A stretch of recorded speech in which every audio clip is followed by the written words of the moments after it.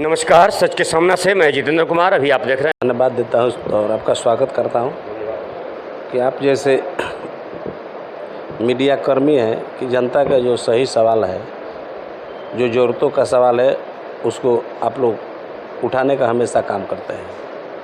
वगैरह का चुनाव क्या तैयारी चल रहा है सब? देखिए, हम लोग पार्टी के काम करते हैं और पार्टी का काम है कि वो जो है कहाँ से वो चुनाव लड़ा रही है, किसको चुनाव लड़ाई है।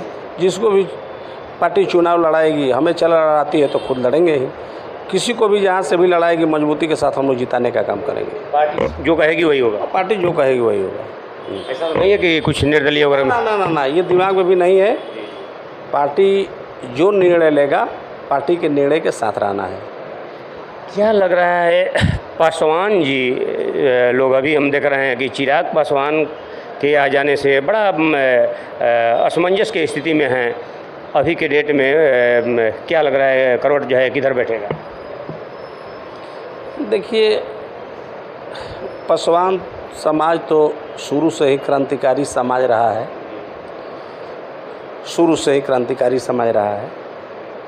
अब सवाल है कि कभी कभी कोई जिस तरह से भाजपा ने जाल फेंकने का काम करती है, प्रलोभन देने का काम करती है, समाज को तोड़ने का काम करती है, तो कभी कभी कोई भी आदमी शिकार हो जाता है। और इसमें भाजपा जो है माहिर है, क्योंकि शुरू से भाजपा का ये रहा है, सिद्धांत ही है कि बहुजनों को एकता को तोड़ो और राज करो। कहते हैं लोग कि अंग्रेज का नीति था, फूट डालो और राज करो। यह नीति जो है अंग्रेज के आने के बाद, अंग्रेज के आने के पहले से ये देश में नीति था, फूट डालो और राज करो। यही कारण था कि भारत का जो उस समय का जो संविधान था, मनुस्मृति, आज़ादी के पहले का, उसमें भारत के लोगों को 6743 जातियों में तोड़ दिया था। चूँकि एक रहेंगे तो शासन नहीं करेगा। अभी क्या हो रहा है? अभी क्या हो रहा है कि पिछड़ ओबीसी को तोड़ा गया क्रीमी लेयर बना करके। अब जो है एससी एसटी में क्रीमी लेयर ला करके वर्गीकरण करके 2 फुट डालने की प्रयास चल रही है। तो ये लोग बर्दाश्त नहीं कर रहा है। आज़ादी के बाद में बाबा साहब के प्रयासों से संविधान के तहत जो वंचित वर्गों को जो अधिकार मिला, उस अधिकार के बदौलत, अपनी मेहनत के बदौलत, परिश्रम के बदौलत जो वंचित समाज के लोग हैं, जो कुछ हासिल किए हर क्षेत्रों में, उनके बराबरी जो है खड़ा हुए, ये उनको बर्दाश्त नहीं हो रहा है। राष्ट्रपति द्रौपदी मुर्मू को उन्होंने लाया, काफ़ी सीना ठोक ठोक करके पूरा एकदम लोग ढिंढोरा पीट रहा है कि नहीं, हमने गरीब के लिए, अंतिम पिछड़ा वर्ग के लिए बहुत सारा किया है। देखिए, भाजपा हमेशा प्रतीक की चुनाव राजनीति करती है। जिस समाज को वह जो है कोई पद देती है, उस समाज को उतना ही जो है वह ठगने का काम करती है। आप देखें कि इसके पहले राम गोविंद थे राष्ट्रपति, उनको राष्ट्रपति बनाया गया। दलितों का जो आप समझिए कि जो कानून था, एससी एसटी जो कानून था, उसको ख़त्म कर दिया गया। तो सरकार चिल्ला चिल्ला करके जिस चीज़ पर बोलती है, आप समझिए कि उसको आदिवासी राष्ट्रपति बनाया गया। अब पूरे के पूरे जल जंगल ज़मीन के जो आदिवासियों का जो ज़मीन था, उसको छीना जा रहा है। तो भाजपा ये करती है। चलिए, ये तो लोकल मुद्दे हो गए, इशू हो गए, लेकिन राष्ट्रवाद पे बीजेपी को कैसा देखते हैं? बीजेपी कभी भी राष्ट्रवादी नहीं रही है। बीजेपी छद्म राष्ट्रवाद की काम करती है।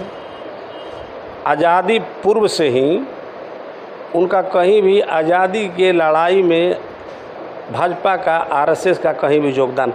जब हम आज़ादी की लड़ाई लड़ रहे थे, जब आज़ादी की मांग कर रहे थे, तो वो लोग उस समय अंग्रेज़ों के साथ थे।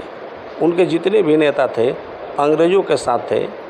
वो नहीं चाहते थे कि अगर ये देश में लोकतंत्र स्थापित हो, जनतंत्र स्थापित हो, अब बराबर का अधिकार मिले।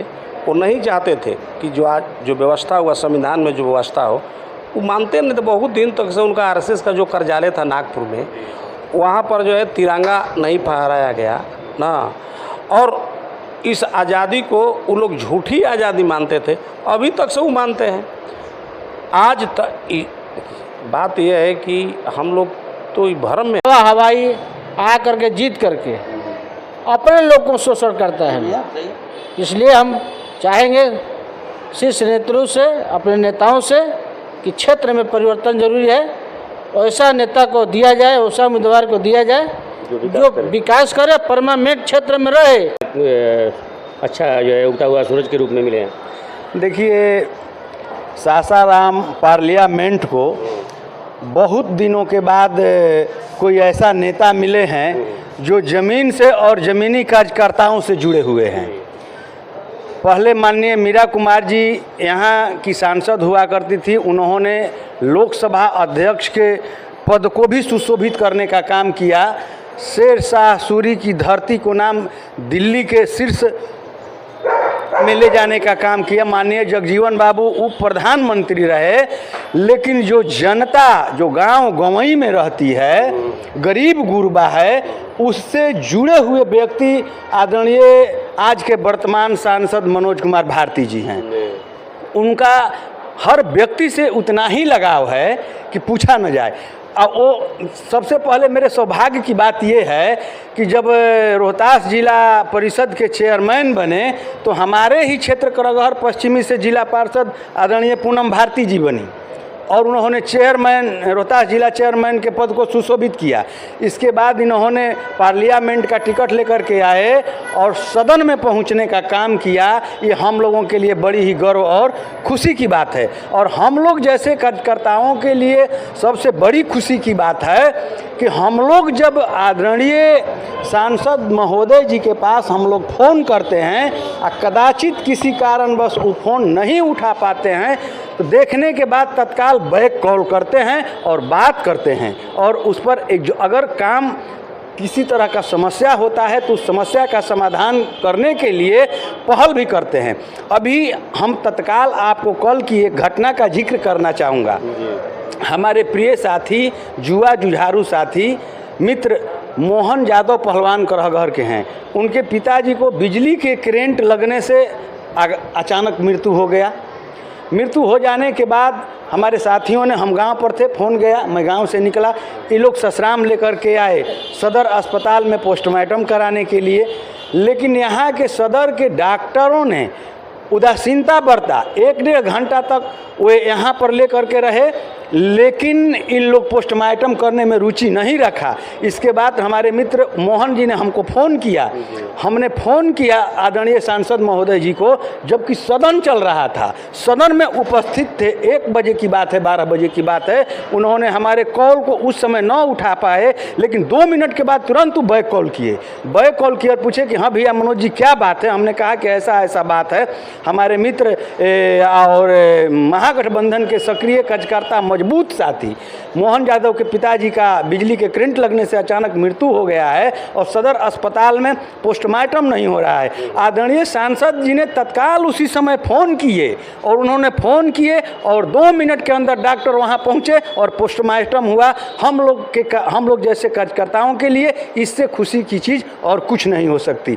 अगर समय पर हमारे नेता हमारा कॉल उठाते हैं, हमारे गुहार को सुनते हैं, उसका पैरवी करते हैं, अगर सही है तो इससे बड़ा हम लोगों के लिए कुछ नहीं चाहिए। बाबू जगजीवन राम के छवि से लोग जोड़ते हैं मनोज राम को, कैसा मानते हैं? देखिए, अभी तो जल्दबाजी में ये होगा, ये कहना हम समझते हैं कि जल्दबाजी में होगा। बाबू जगजीवन राम, माननीय मीरा कुमार जी रोहतास धरती, शेर शाह धरती के लिए पूरे भारत में एक पहचान बन चुके हैं। माननीय मनोज जी में भी वो छवि है। इन लोगों ने हम लोगों को हराने का काम किया, नहीं तो बिहार में भी दहाई के नीचे होते। ऐसा लग रहा है कि पीएम मोदी का अब बिल्कुल फीका सा पड़ गया है, कोई वेट नहीं दे रहा है। अरे वे तो जाने वाले हैं, झोला उठाएंगे जाएंगे। जिस तरह से शेख हसीना बंगाल से गायब हो गई, ये भी उसी तरह से गायब होने वाले हैं। इन पर जो जनता भरोसा कर रही है ना, उनको भिखमंगा होना पड़ेगा। भिखमंगा बना नहीं दिए, आप देख रहे हैं कि कफन पर इस देश में टैक्स लगा है। इस सरकार, ये सरकार ऐसी सरकार है भारत की, कफन पर भी टैक्स लगा दी है, खाने पीने की हर वस्तु पर टैक्स लगा दी है। आज ये लोग गरीबी समाप्त करते करते नरेंद्र मोदी जी का मेन एजेंडा है कि इस देश से गरीबों को ही हम समाप्त कर दें। उनका तो कहना है कि 5-5 किलो राशन जो है दे रहे हैं, हमारे दुनिया भर के सारे लोग खुश है। गरीब हमें 5 किलो राशन नहीं चाहिए, हमें नौकरी चाहिए, हमें रोजगार चाहिए, हमें शिक्षा चाहिए। हम तो कहते हैं, ये आरक्षण की बात करते हैं, कहते हैं कि हम किसी भी तरह के आरक्षण को पसंद नहीं करते हैं। तो आप हटा दीजिए आरक्षण, लेकिन सामान्य शिक्षा नीति लागू कीजिए। चाहे राष्ट्रपति का बेटा हो, चाहे भंगी का संतान, सबकी शिक्षा एक समान, एक स्कूल में सब पढ़े, पता चल जाएगा कि कौन कितना तेज है। लेकिन आप दोहरी नीति अपनाते हैं। एक तरफ आप कहते हैं कि हम आरक्षण को पसंद नहीं करते हैं, और दूसरी तरफ देश में 15% लोगों को पिछले दरवाजे से आपने आरक्षण देने का काम किया।